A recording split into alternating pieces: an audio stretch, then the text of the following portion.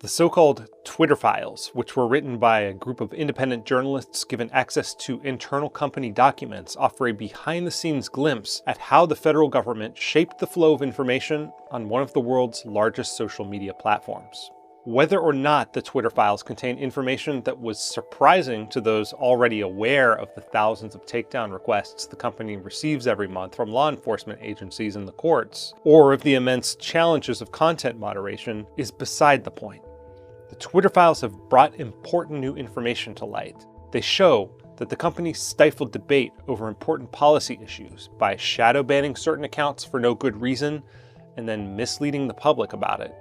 They show that Twitter was routinely strong-armed by the White House and the FBI into complying with frivolous takedown requests, and they provide evidence that the intelligence community likely influenced the decision to suppress the Hunter Biden laptop story in the lead-up to the 2020 election. I mean, to be totally frank,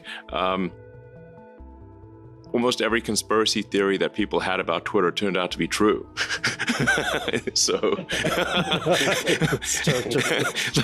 Is there a conspiracy theory about Twitter that didn't turn out to be true? Conspiracy theorists are often sloppy with the facts and exaggerate what really happened. But the information brought to light by the Twitter files should be alarming to anyone who cares about free speech and a free society. The government meddling in similar ways on YouTube, Facebook, Instagram, and Google search? How can we prevent the internet from turning into a centralized apparatus through which state actors can shape and censor public debate? Here are three major takeaways from the Twitter files. 1. Twitter distorted the conversation and misled the public. Twitter had a system of whitelists and blacklists that allowed its algorithms and human moderators to turn engagement dials up and down based on what a user said. It used this power to limit the ability of certain groups and individuals to reach an audience, including conservative commentator Dan Bongino, Stanford economist and medical school professor Jay Bhattacharya, mRNA vaccine critic Alex Berenson, and the libs of TikTok. When asked if Twitter shadow bans, then co-founder and CEO Jack Dorsey misled Congress. Social media is being rigged to censor conservatives. Is that true of Twitter? No. Twitter shadow banning prominent Republicans. Is that true? No.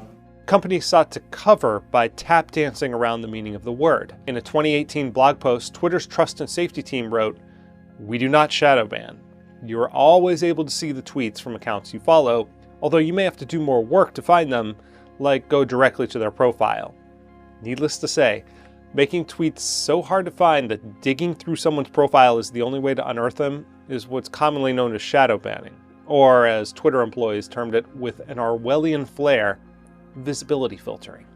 The Twitter files show that company staff became increasingly comfortable using these tools to manage the flow of information and political discourse around the 2020 election, regularly deploying filters to limit the visibility of Trump's tweets and many others pertaining to election results in the weeks preceding the January 6th riot and the decision to evict the president from the platform. Yes, Twitter is a private company, and it has every right to label the tweets of Harvard epidemiologist Martin Kulldorff as misleading when he tweets statements such as, "Thinking that everyone must be vaccinated is as scientifically flawed as thinking that nobody should." But Twitter is still worthy of our condemnation. Dr. Bhattacharya was shadow banned despite being a respected epidemiologist from a prestigious university, and many of his warnings during the pandemic turned out to be correct. And you can acknowledge serious problems with the work of former New York Times reporter Alex Berenson, who, for instance, badly misinterpreted data to infer a spike in vaccine-caused mortality, while still believing it's preferable to have a public airing of controversial and deeply flawed arguments. A better way to deal with speech you disagree with is to respond to it, as Derek Thompson attempted to do in The Atlantic when he called Berenson the pandemic's wrongest man. Ironically, Twitter raised Berenson's profile by allowing him to inhabit the role of the oppressed truth seeker. 2. The government is secretly policing speech. The most troubling thing about the Berenson deplatforming isn't Twitter's decision per se, but whether it made that decision freely. Was it done at the behest of the federal government? The Twitter files provide circumstantial evidence that the White House played a role. When the Biden administration took over, one of their first meeting requests with Twitter executives was on COVID, writes journalist David Zweig in the Twitter files. The focus was on anti-vaxxer accounts, especially Alex Berenson. The only pandemic we have is among the unvaccinated, and they're killing people. Berenson was suspended hours after Biden made those comments. Zweig also revealed that a series of meetings took place last December in which an angry Biden team excoriated Twitter executives because they were not satisfied with its enforcement approach and wanted Twitter to do more and to deplatform several accounts. In Twitter File 6, Matt Taibbi described Twitter as an FBI subsidiary. Agents from a dedicated task force would regularly send lists of accounts, some with fewer than 1,000 followers, for Twitter to look at for terms of service violations, such as this left-leaning account jokingly telling Republicans to vote a day late. Former Twitter trust and safety head Yoel Roth was in weekly meetings with the FBI, Department of Homeland Security, and the Office of the Director of National Intelligence. In return for the company's work handling FBI requests, Twitter received $3.4 million between October 2019 and early 2021. Yes, complying with something in the range of 8,000 requests would have required significant resources from Twitter, and there's no reason the government shouldn't have to pick up the tab. But should this arrangement really exist at all in a free society, given the mission creep the Twitter files exposed? Internal communications in the lead-up to Twitter's decision to stop a blockbuster New York Post story about the contents of Hunter Biden's laptop from being shared was also alarming. Jim Baker, the former FBI lawyer then working at Twitter, leaned on Yoel Roth to treat the laptop as the likely result of a Russian hack and leak operation, despite little evidence for that claim. The FBI had told Roth to expect just such a foreign operation to drop in October, and that Hunter Biden would be a likely target. A month before the laptop story broke, Roth even participated in a tabletop simulation at the Aspen Institute about how to handle a Hunter Biden data dump. Publicly, 51 former intelligence officials, including James Clapper, Michael Hayden, and John Brennan, published a letter claiming that the laptop has all the classic earmarks of a Russian information operation. The New York Post story turned out to be completely true. With all that pressure coming from supposedly reputable and knowledgeable sources, was Twitter really acting independently when it suppressed the story? Giving the government unfettered access to exert pressure behind the scenes turned a forum for free discussion, with all the unavoidable messiness and misinformation that free speech entails, into something much worse, a state-approved narrative generator. 3. Twitter permitted covert state propaganda on its platform.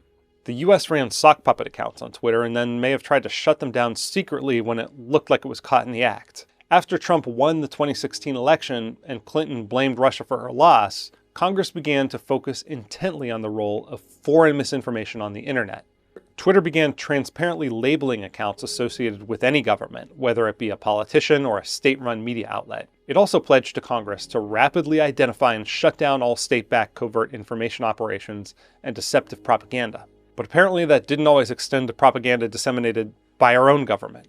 As The Intercept's Li Fang revealed, the U.S. Central Command, CENTCOM, asked Twitter to whitelist a number of Arab language accounts spreading messages in support of the U.S.-backed Yemen war, so that they would get the same special treatment that verified accounts receive.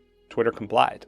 One whitelisted account described accurate U.S. drone strikes that only hit terrorists. At first, the accounts had an attached disclosure noting that they were linked to the US government, but that disclosure was eventually dropped from many accounts, and at least one whitelisted government sock puppet account used an AI-generated image as a profile picture. An internal email thread shows that the Department of Defense wanted to meet with Twitter's legal team in a secure facility. One member of Twitter's team speculated that the agency wanted to classify its work with Twitter to avoid embarrassment. Baker suspected that the fake accounts were set up using poor tradecraft and that they wanted to wind down the operation without revealing accounts' connection to the DoD.